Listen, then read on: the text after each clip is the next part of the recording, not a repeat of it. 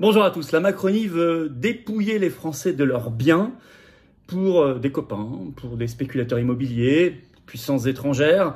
Sarkozy était très adepte de cela. Macron veut accélérer, c'est ce qu'ils viennent d'annoncer avec la cession de 25%, un quart de l'immobilier national.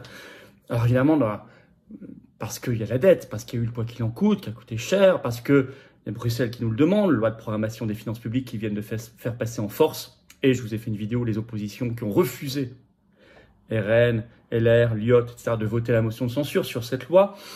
Vous savez, on avait parlé sur cette vidéo, sur cette chaîne, dans des vidéos de l'esclavage pour dette qui était voulu.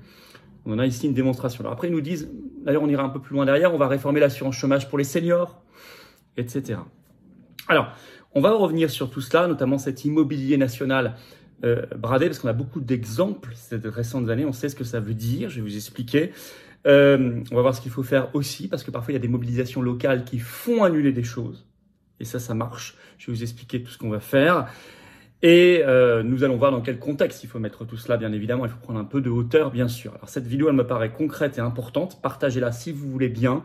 Et pour cela, mettez un commentaire, un pouce en l'air, ça aide beaucoup. Ça donne de la force à la vidéo, à leur propagation, à la propagation de toutes ces vidéos. Vous pouvez également vous abonner, vous réabonner. Notamment si YouTube vous a des abonnés, vérifiez, vous abonnez à cette chaîne YouTube. Pour cela, cliquez sur s'abonner en dessous, c'est un clic et c'est gratuit. Et plus vous êtes abonné, plus les vidéos sont recommandées automatiquement par YouTube à de nouvelles personnes. Donc grand merci à vous. Vous voyez qu'on file vers les 500 000 abonnés. N'oubliez pas, on fera en direct un événement comme du jamais vu sur cette chaîne, en direct ensemble, dès qu'on sera à 500 000 totalement interactif, bien sûr. Par ailleurs, je vous rappelle plusieurs événements. Le 30 novembre au soir, ça arrive. Je suis en grosse réunion publique à Nîmes. Inscription sous la vidéo en description. Inscrivez-vous, c'est important, c'est pas obligatoire, mais ça nous aide. Il y a beaucoup de monde qui s'inscrit. Il y a la grosse opération sous la vidéo en description contre l'identité numérique pour écrire à vos eurodéputés français pour les forcer cette fois-ci de voter contre. Ça arrive les votes, alors que le RN s'abstient surtout ou vote pour. Pareil pour LR, PS, tout ça, il faut les forcer maintenant. Et puis le 7 décembre, jeudi, 10h, place Pierre-Laroque à Paris, gros rassemblement sur les effets secondaires et le mensonge d'Aurélien Rousseau. On sera pile sous ses fenêtres, venez nombreux. Et le 16 décembre, grosse manif nationale à Paris, ça je vous en reparlerai. Voilà, vous savez tout, on y va. Alors, la grande braderie de l'immobilier national, des biens des Français, de nos biens, au bénéfice des copains. Ça a été annoncé officiellement. Alors, je ne vous le présente pas comme ça, bien sûr, mais je vais vous montrer les exemples passés, récents, qui montrent que ça finit toujours comme ça et que c'est fait pour ça. Que ça ne désendette en rien le pays. Bien évidemment, parfois même ça coûte plus cher in fine. Je vais vous expliquer. Dans le cadre du quoi qu'il en coûte et de la LPFP, loi de programmation des finances publiques, bien sûr. Alors, ce qui a été annoncé, c'est d'une ampleur inédite. Je ne dis pas que c'est fait déjà, en tout cas ce qui a été annoncé est d'une ampleur historique et inédite. On va prendre cet article du Figaro Immobilier du 20 novembre. Le titre, l'État veut accélérer la vente de son patrimoine immobilier. Vous savez, quand on dit l'État, son patrimoine, comprenez bien que l'État, c'est nous et son patrimoine, c'est le nôtre. Acheté, bâti, construit, génération après génération, généralement siècle après siècle. Il faut prendre quand même la dimension historique de toute cette affaire et patrimoniale.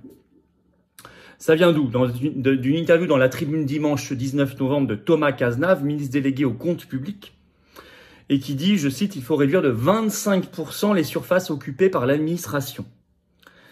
Cela peut aussi passer par des cessions immobilières, précise le ministre délégué. » Déjà, la semaine dernière, le Matignon a annoncé vouloir dégager, je cite, à minima 12 milliards d'euros d'économies supplémentaires pour le budget 2025. C'est remis dans cet article. Alors, dans quel cadre? Pourquoi faire cela? Évidemment, dans le cadre de la fin ce qu'ils ont appelé le quoi qu'il en coûte. Alors, vous savez, le quoi qu'il en coûte, il y en a eu deux, en fait. C'est en gros 6 à 700 milliards d'euros de dettes publiques en plus en quelques mois, en quelques années.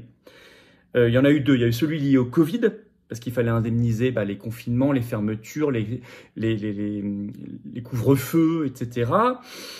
Des centaines de milliards d'euros, mesures complètement dingues, liberticides, parfaitement inefficaces et au contraire très contre-productives, mais ça coûtait très cher. Et deuxième, quoi qu'il en coûte, c'est celui lié au bouclier énergétique. Prendre en charge une partie des factures d'électricité des ménages, ou de gaz d'ailleurs, et des entreprises, parce qu'on refuse de quitter le marché européen de l'électricité. Voilà. Donc tout ça, ça a créé 6 à 700 milliards d'euros de dettes publiques en plus. Ils ont en réalité créé cet esclavage voulu pour dette, comme on disait du temps de l'Antiquité, du temps de Solon, notamment, pour ensuite justifier l'injustifiable. Vous mettre face au piège de la dette, face à ce mur, et vous dire, regardez, attendez, on n'a plus le choix. Il faut faire ça. Il faut céder l'immobilier national. Il faut faire la réforme de retraite. Il faut réformer à nouveau l'assurance chômage, la détériorer, cette fois pour les travailleurs seniors, etc., etc. Alors, ça s'inscrit d'une manière législative et réglementaire dans le cadre de la LPFP 2023-2027, loi voulue par Bruxelles, la loi de programmation des finances publiques, qu'ils ont fait passer il y a quelques jours par 49.3, le 16 novembre, avec une motion de censure déposée, mais c'est la plus mal votée de tout le quinquennat, notamment 0 député RN, 0 député Lyot, 0 député LR a voté cette motion de censure, ce qui est inédit. Ce qui veut bien dire une soumission totale à Bruxelles et à cette vision des choses. Alors, c'est une porte ouverte, cette cession immobilière, à toutes les magouilles. D'abord, il faut nettoyer les éléments de langage. On ne désendette pas la France par ces cessions immobilières. Parce que d'abord, c'est epsilon par rapport à la dette de la France, plus de 3 000 milliards d'euros. Parfois, ce sont des cessions 20 millions d'euros par là, 50 millions d'euros. Donc, c'est pas du tout ça qui va désendetter la France. Bien sûr, ça, c'est un prétexte. Voire, c'est même, parfois, ça coûte pire ensuite. Il y a eu des rapports administratifs là-dessus. Parce qu'ensuite, parfois, on rachète plus cher. Je vais vous donner des exemples quelques années plus tard. Parce que parfois, on remplace ça par des locations derrière. Parce qu'il faut bien quand même mettre les administrations quelque part. Et donc, ça revient au final plus cher. Bref. À tel point d'ailleurs que l'État l'avait compris lui-même. Je vous reprends cet article qui est toujours en ligne de BFM TV du 17 décembre 2016, qui annonçait que le ministère du Budget disait, je cite, « L'État ne vendra plus ses biens immobiliers pour réduire sa dette, à compter de 2017. » Ce qu'annonçait à l'époque le gouvernement. Voilà. Alors, par ailleurs, c'est particulièrement idiot dans le contexte actuel parce qu'il y a plutôt une baisse de la valeur immobilière en ce moment du fait de l'augmentation des taux depuis quelques temps. Et on sait qu'il y a eu un marché immobilier déprimé. Donc c'est particulièrement idiot de vendre maintenant en plus. Bon. En fait, ça va profiter aux copains du pouvoir et de la Macronie en particulier, à des spéculateurs immobiliers, ça c'est certain, parfois à des puissances étrangères, assez souvent. Contre quoi en échange? Mystère et boule de gomme, on a peut-être bien une idée. Ça peut être des ventes sur le territoire français, ça peut être des ventes qui appartiennent par exemple au ministère des Affaires étrangères à l'étranger, des bâtiments d'ambassade, de consulats, de missions économiques, culturelles, etc. Il y en a eu beaucoup déjà. Il y a beaucoup de précédents scandaleux. Prenez cet article qui est toujours en ligne Libération, un peu ancien maintenant, mais très significatif. Enfin, en même temps, c'est pas non plus Mathusalem. 31 juillet 2007. L'État sort sa planche, le titre, l'État sort sa planche à billets pour récupérer l'imprimerie nationale. En effet, en 2003, l'État avait vendu à un fonds d'investissement américain, Carlyle, l'imprimerie nationale, magnifique bâtiment, pour 85 millions d'euros. Puis finalement, ils en ont eu besoin, ils la rachètent 4 ans plus tard, en 2007. Mais cette fois pour 376,4 millions d'euros. Donc 376,4 millions d'euros rachetés 4 ans plus tard, vendus 4 ans avant, 85 millions. Donc perte de 291,4 millions d'euros de différentiel. Ça, c'est dans ce cas dans l'article de Libération à l'époque. Alors, ces dérives avaient évidemment été dénoncées à l'époque. Je vais vous lire un petit extrait de l'article. Membre du Conseil immobilier de l'État, instance parlementaire chargée de suivre ce type d'opération, présidée par le député Georges Tron. Le député PS de la Meuse, Jean-Louis Dumont, affirme que dans le domaine de l'immobilier de l'État, la transparence n'est pas toujours à l'ordre du jour et l'efficacité économique pas toujours prise en compte. Ce que je vous disais. C'est un euphémisme. Le parlementaire dénonce aussi une dérive de la gestion du patrimoine public. À force de dire que l'État doit vendre pour être efficace, on en arrive à vendre des biens dont on a besoin au doigt mouillé.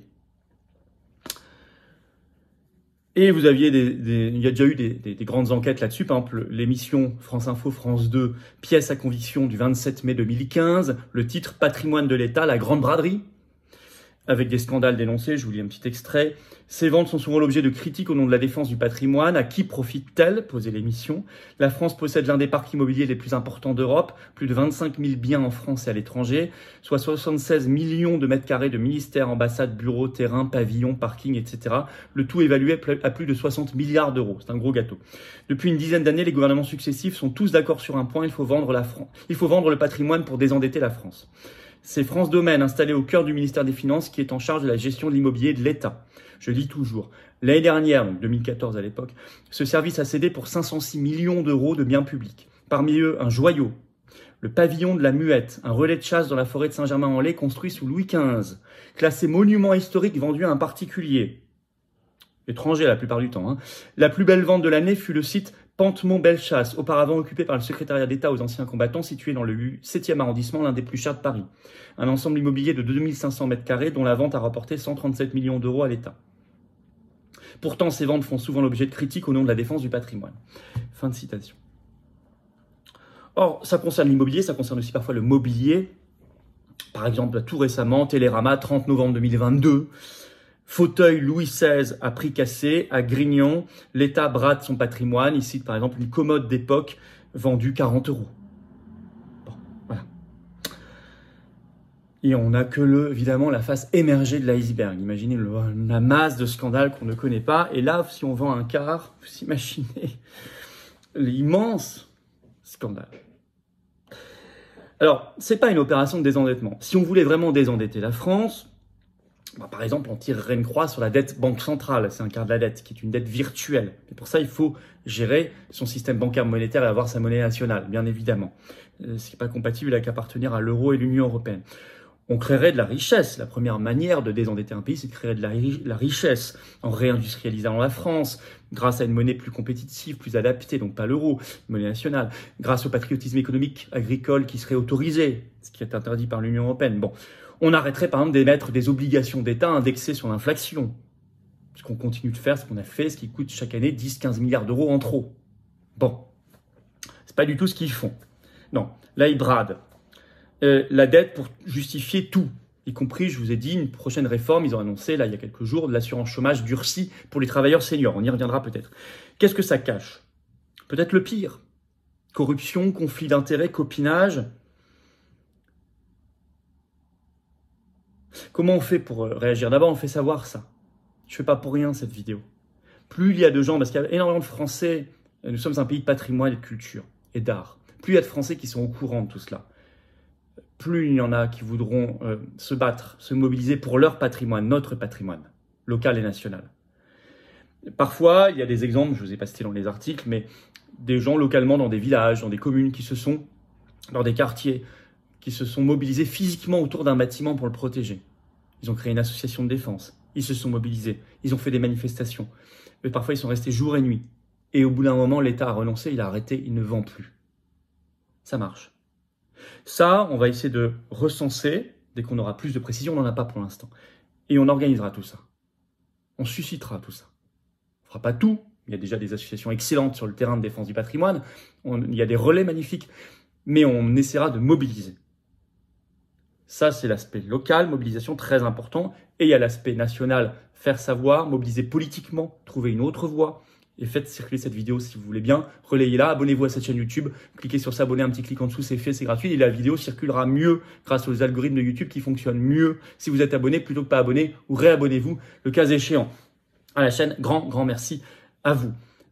Par ailleurs, grande opération, forcer les eurodéputés français à voter contre l'identité numérique au Parlement européen, c'est sous la vidéo en description. Vous verrez, il y a tout. Il y a un lien qui vous explique tout. Comment faire. 30 novembre au soir, je suis à Nîmes. Grosse réunion publique. S'inscrire, s'il vous plaît, juste en dessous. Et je vous attends, patriotes. Carte orange d'espérance, carte orange de défense du patrimoine national, de notre culture, de notre avenir, pour nous et nos enfants. Et nos enfants.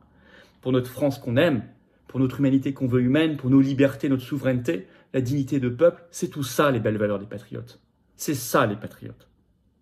Ce n'est pas pour rien si on est largement le plus grand mouvement souverainiste de France et de défense des libertés.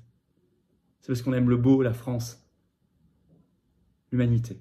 Je vous attends dans ce combat magnifique. Vous pouvez adhérer, réadhérer, c'est le même lien, c'est le premier sous la vidéo en description. Ce lien est également en commentaire épinglé, une petite fiche maintenant sur l'écran.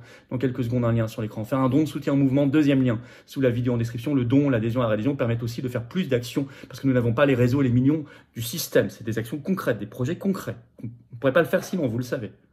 En plus, comme adhérent, réadhérent, vous êtes mis en relation avec des gens qui pensent comme vous, près de chez vous, et c'est magnifique.